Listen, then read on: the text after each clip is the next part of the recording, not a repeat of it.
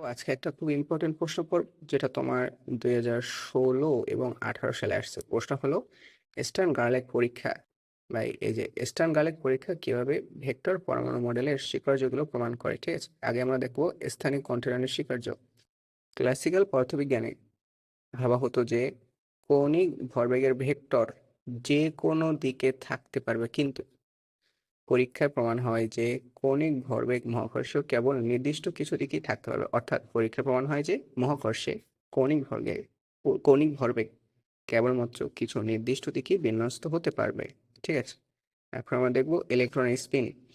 দেখো রূপার বিম দুটি আলাদা দিকে বিভক্ত হয়। দেখো এইটা তোমার মেনলি আমরা যখন স্টার্ন গার্লিক পরীক্ষাটা করি তখন আমরা দেখতে পাই যে এভাবে বিম যায় দুটি আলাদাভাবে বিভক্ত হয় ফটোগ্রাফিক প্লেটে, এবং এইটা প্রমাণ করে যে ইলেকট্রনের স্পিন কোয়ান্টাইতো, ঠিক আছে?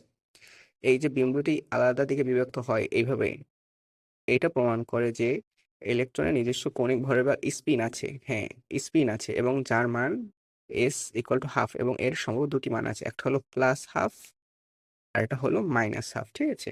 এটাই হলো তোমার স্টার্ন গার্লেক পরীক্ষা হতে ভেক্টর পরমাণু মডেলের স্বীকার্য মান। পরীক্ষা তোমার এটুকু লেখা হবে, এটা খুবই ইজি এবং স্মল একটা প্রশ্ন, বুঝছো?